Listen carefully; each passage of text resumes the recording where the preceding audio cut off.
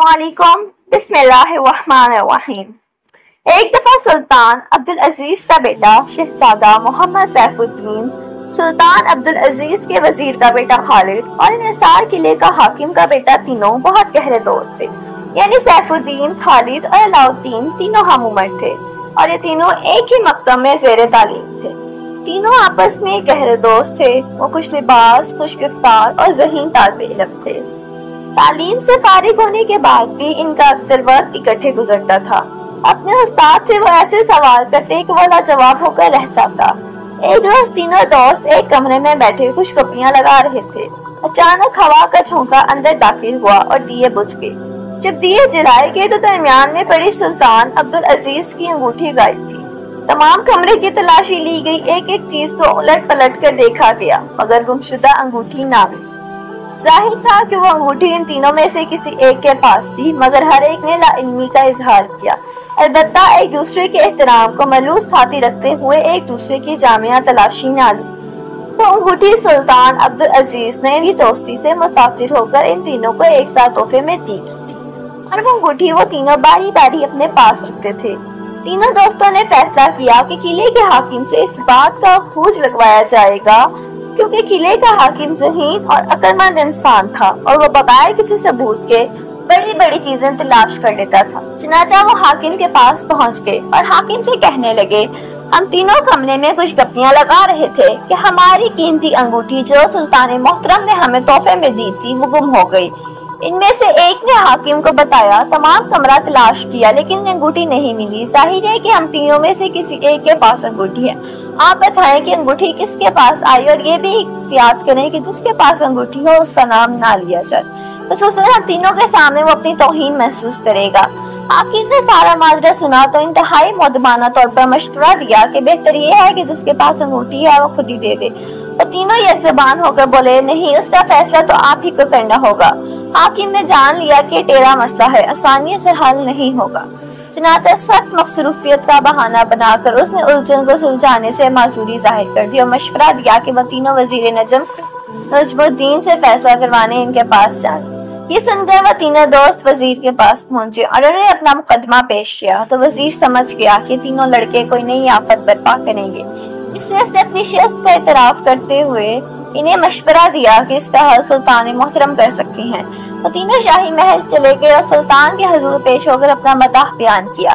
भाई, ये कौन सी मुश्किल बात है? सुल्तान ने बात सुनकर कहा, तुम में से जिसके पास अंगूठी है वो खुद ही पेश कर दे, मेरे पास अभी वक्त नहीं। तीनों दोस्तों के असरार पर बादशाह ने काजी आलिम शाह को हुक्म दिया कि वो इस मसले को हल करें। चनाचा काजी शहर ने तीनों दोस्तों को अगले रोज अपने घर दावत पर बुलाया। अगले दिन तीनों काजी साहब के घर पहुंच गए। खाना दस्तरखान पर लगाया गया। वो तीनों काजी के हमरा खाना खाने में मसरूफ हो गए। सुल्तान के बेटे शहजादा सैफुद्दीन ने चावल का एक लुकमा मुंह में डाला तो फौरन थूक दिया। कहने लगा, इसमें से इंसानी गोश्त की बू आती है। वजीर के बेटे खालिद ने गोश्त का एक नवाला लिया तो फौरन उगल दिया और कहा कि ये कुत्ते का गोश्त है। फिर किले के हाकिम के बेटे अलाउद्दीन ने रोटी का लुकमा मुंह में डाला तो बोला, जिसने ये रोटी तैयार की वो अपने वालिदैन की नाजायज औलाद है। काजी साहब ऐसे सनसनीखेज अंगेज सुनकर परेशान हो गया और नादिम भी हुआ। इसी परेशानी के आलम में काजी ने आने का मकसद पूछा तो उन्होंने तफसील से अपनी मुश्किल बयान कर दी। काजी भाम क्या कि मामला टेढ़ा है और इसकी तस्दीक के लिए बड़ी सोच और विचार और जहानत की जरूरत होगी।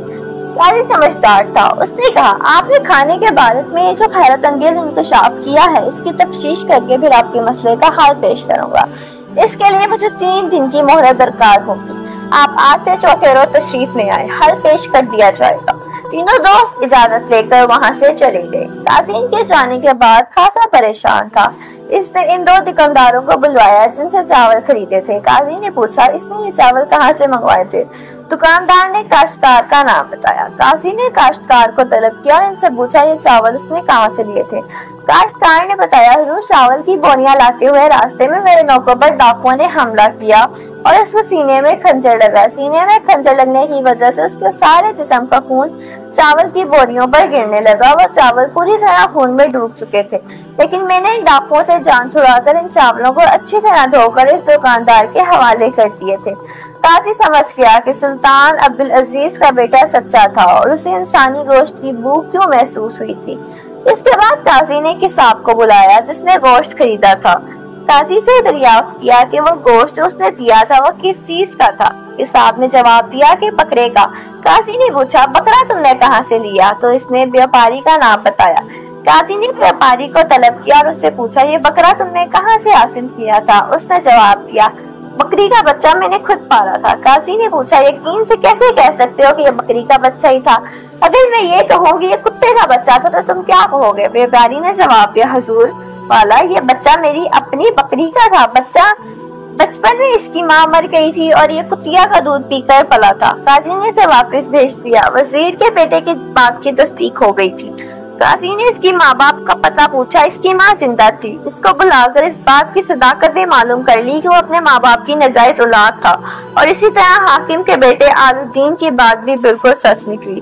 تصدیق کرنے کے بعد قاضی بہت پریشان بیٹھا تھا اور اسی سوچ میں گم تھا کہ اتنے میں شہزادی کمرے میں داخل ہوئی۔ اپنے باپ کو سوچ و بچار میں گرت پایا تو کہنے لگی ابا جان کیا ہوا؟ آپ بہت بے چین دکھائی دیتے ہیں۔ قاضی نے سارا ماجرا بیان کر دیا۔ شہزادی نے کہا ابا جان گھبرانے کی کوئی ضرورت نہیں، میں اسے کھل کر دوں گی، آپ انہیں آنے دیں۔ قاضی نے کہا بیٹا تم نہیں جانتی تینوں لڑکے بڑے چلاک، ہوشیار اور ضدی ہیں، ان کی تسلی کوئی نہیں کر سکتا۔ میں ڈرتا ہوں کہ ان کی وجہ سے کہیں عہدے سے ہی جواب نہ مل جائے۔ شہزادی بولی آپ فکر نہ کریں، میں ان نوجوانوں کو اچھی طرح جانتی ہوں، میں انہیں لاجواب بھی کروں گی۔ قاضی نے کہا بیٹا ایسا ہرگز مت کرنا، تمام معززین اور درباری ان تینوں سے پناہ مانگتے ہیں، ہمارے لیے کوئی مصیبت نہ کھڑی کر دیں، بہتر یہی ہے کہ ان کے معاملے میں تم نہ دخل دو، میں خود کوئی ترکیب سوچ کر ان سے خلاصی کر لوں گا۔ شہزادی نے کہا میں لڑکے کا روپ دھار کر اس کی تصحیح کروں گی، میں اس معاملے کی اہمیت سے اچھی طرح واقف ہوں۔ چوتھے روز تینوں دوست قاضی کے گھر پہنچ گئے۔ قاضی نے انہیں آراستہ کمرے میں احترام سے بٹھایا اور کہا تمہارے سوال کا جواب میرا نوجوان بیٹا دے گا۔ اتنے میں قاضی کی بیٹی عربی نوجوان کے روپ میں داخل ہوئی۔ قاضی نے ان کا تعارف مہمان سے کروایا۔ یہ میرا شمس الدین ہے، حال ہی میں اپنی تعلیم مکمل کر کے آیا ہے۔ تینوں دوست اس حسین و خوبرو لڑکی کو دیکھنے لگے۔ شہزادہ سیف الدین نے کہا کہ یہ لڑکے کے روپ میں انتہائی ذہین اور سمجھدار لڑکی ہے۔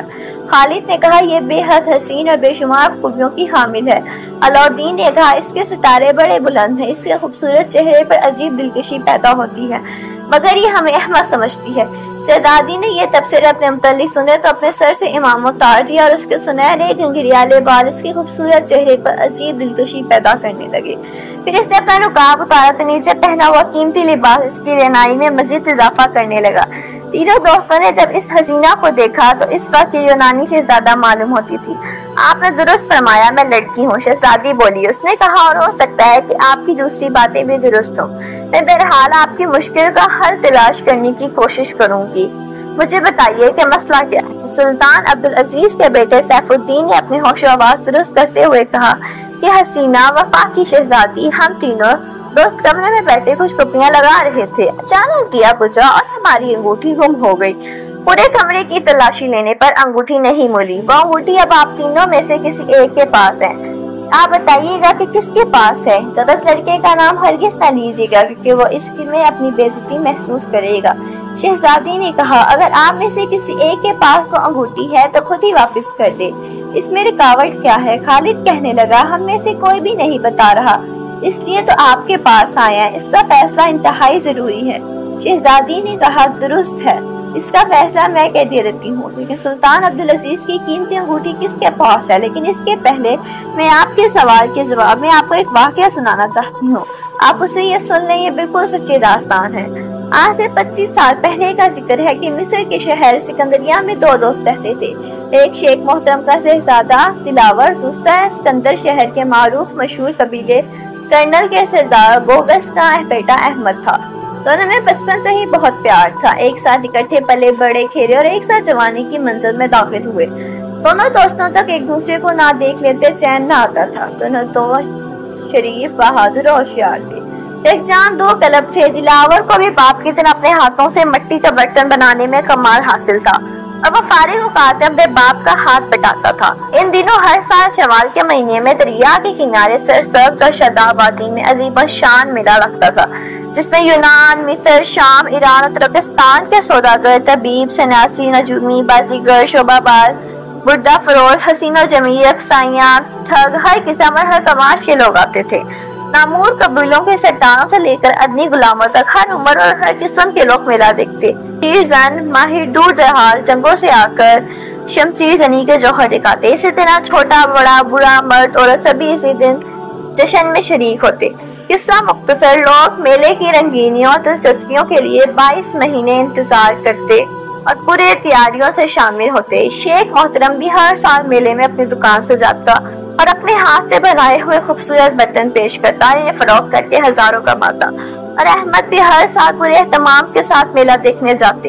एक दफा शेख मोहतरम सख्त बीमार हो गया। इसने अपने बेटे को इशारा की थी कि वो इसकी जगह मेले के दुकान पर बैठे। इसी तरह दोस्तों की ये जोड़ी मेला इकट्ठे ना देख सकी और अहमद अकेला ही देखता रहा। अलबत्ता वो घूम फिर कर अपने जान साथ दोस्त दिलावर के पास उसकी दुकान पर आ जाता। शाम अहमद मेले में घूम फिर कर वापिस आया तो बेहद परेशान और हवास पकता नजर आया। दिलावर को तफ्शीश हुई, परेशानी की वजह दरियाफ्त की तो उसने बताया कि मैंने एक परी माँ जमीन को मेले में शाना बेनियाजी से कनीज़े हमरा घूमते देखा और इसके बगैर इसका रहना नामुमकिन है।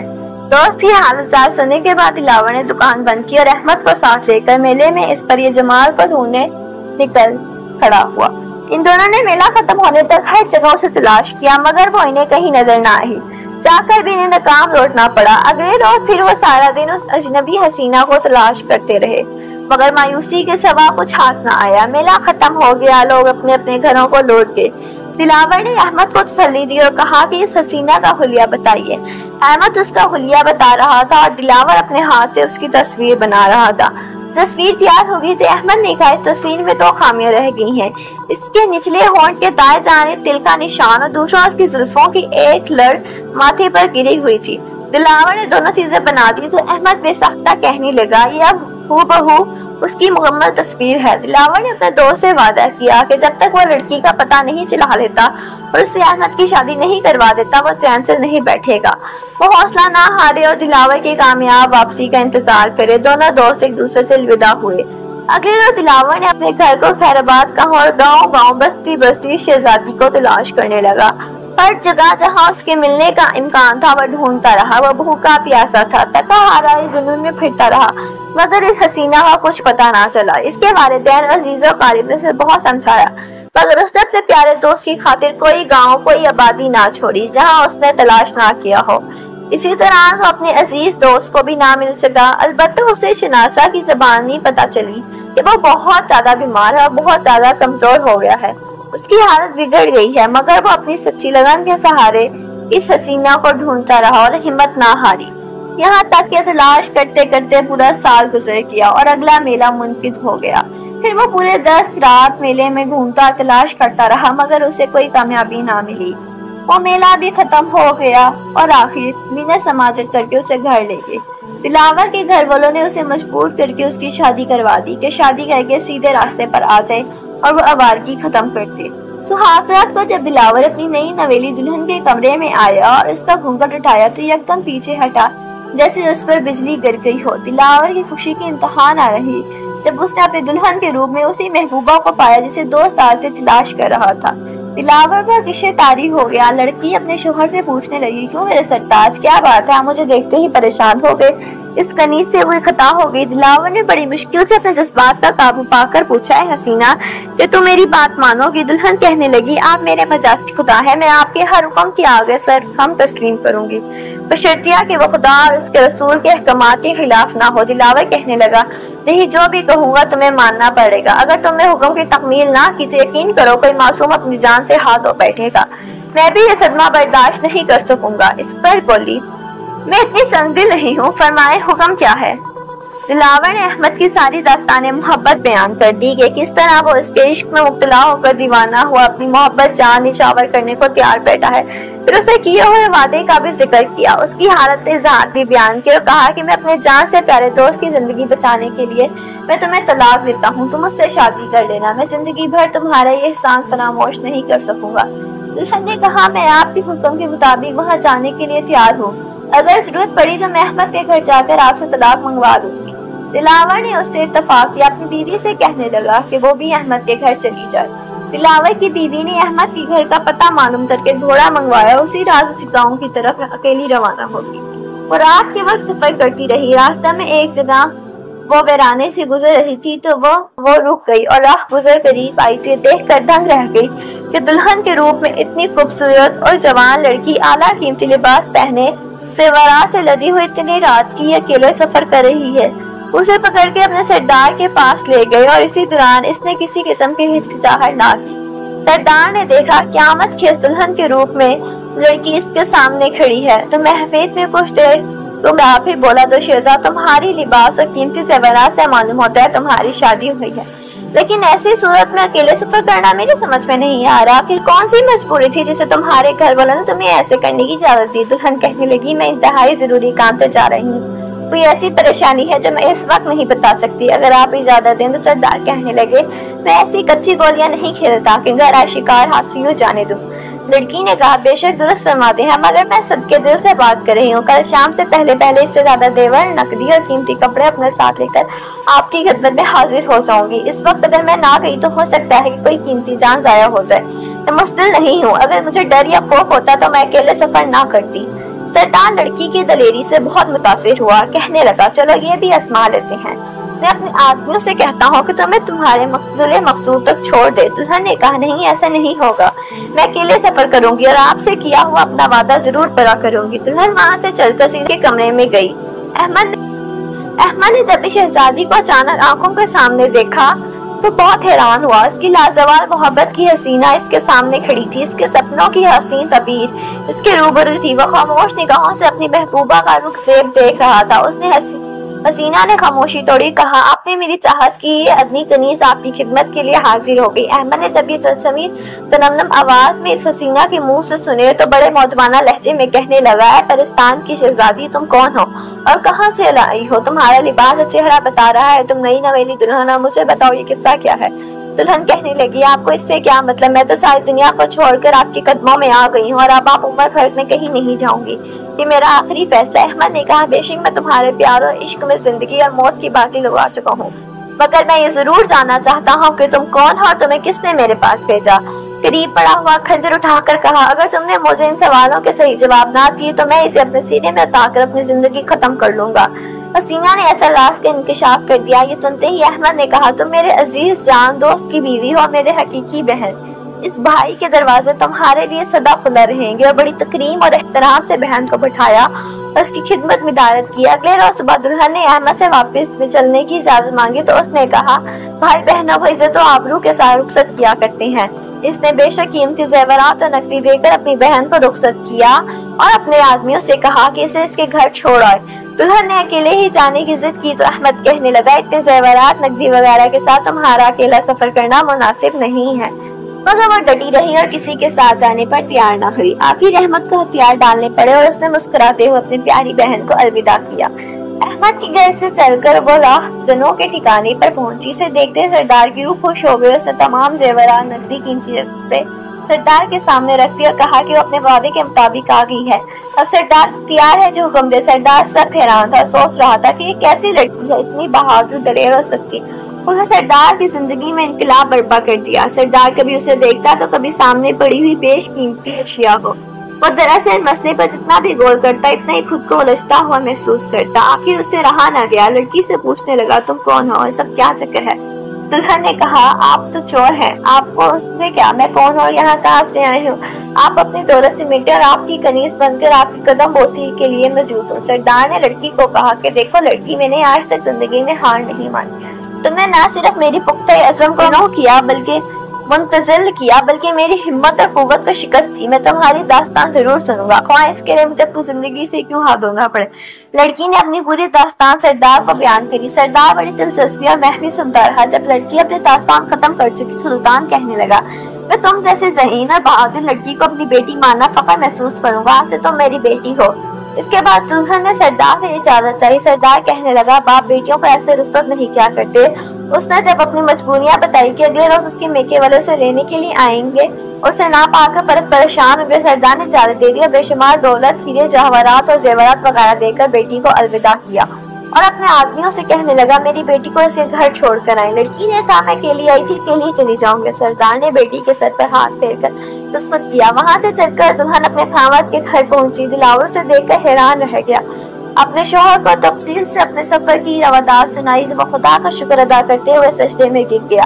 قاضی کی بیٹی نے یہ داستان یہاں ختم کرتے ہوئے تینوں دوستوں سیف الدین، خالد اور علاؤالدین سے باری باری پوچھا کہ آپ بتائیں کہ اصل قربانی کس نے دی؟ سب سے پہلے سیف الدین نے جواب دیا اصل قربانی دلاور نے دی، جو اپنا وعدہ پورا کرنے کی خاطر اپنی بیوی کو اپنے دوست کے پاس بھیج دیا۔ خالد نے کہا نہیں، حقیقی قربانی تو احمد کی تھی، جس نے اس لڑکی کو دل و جان سے چاہا، جس کے لیے وہ موت و حیات کی کشمکش میں مبتلا ہو گیا، اور جب اسے پتا چلا کہ وہ حسینہ اس کے پیارے دوست کی بیوی ہے تو نے اسے بہن بنا لیا، اور اس کے اظہار واقعی بے مثال ہے۔ علاؤالدین بولا نہیں، وہ دونوں تو آپس میں گہرے دوست ہیں، انہوں نے اگر ایک دوسرے کے لیے قربانی دی تو کسی پر احسان نہیں کیا، یہ ان کا فرض تھا۔ اصل قربانی تو راہزنوں کے سردار نے دی جو برے کام کرنے والا تھا، مگر جب حقیقت محال معلوم ہوئی تو اس نے اس لڑکی کو اپنی بیٹی بنا لیا۔ یہ بہت بڑی قربانی ہے۔ شہزادی نے تینوں کے جوابات سنے تو کہنے لگی۔ انگوٹھی علاؤالدین کے پاس آئے اور اسے کہا کہ انگوٹھی پیش کرے۔ اس پر علاؤالدین نے انگوٹھی نکال کر اپنے سامنے میز پر رکھ دی۔ وہ تینوں بے حد حیران۔ انہوں نے شہزادی سے پوچھا کس طرح اتنے آسانی سے اس نے یہ فیصلہ کر دیا؟ شہزادی نے جواب دیا یہ تو بڑی سیدھی سی بات ہے، آدمی جن عادات کا خود مالک ہوتا ہے اسی خاصیات کے آدمی کو پسند کرتا ہے۔ علاؤالدین نے ان چوروں اور رہزنوں کے سردار کی تعریف کی تو میں فوراً اس کے ذہنی رجحان کو سمجھ گئی کہ یہی اصل مجرم ہے۔ تینوں دوست اس عقلمند لڑکی کے اس فیصلے سے بے حد متاثر ہوئے، اس کی عقلمندی کی داد دیتے ہوئے وہاں سے چلے گئے۔ اگر آپ کو کہانی اچھی لگی ہے تو میرے چینل کو سبسکرائب کریں، ویڈیو کو لائک کریں اور کمنٹ میں ضرور بتائیں کہ آپ کو کہانی کیسی لگی ہے۔ اللہ حافظ۔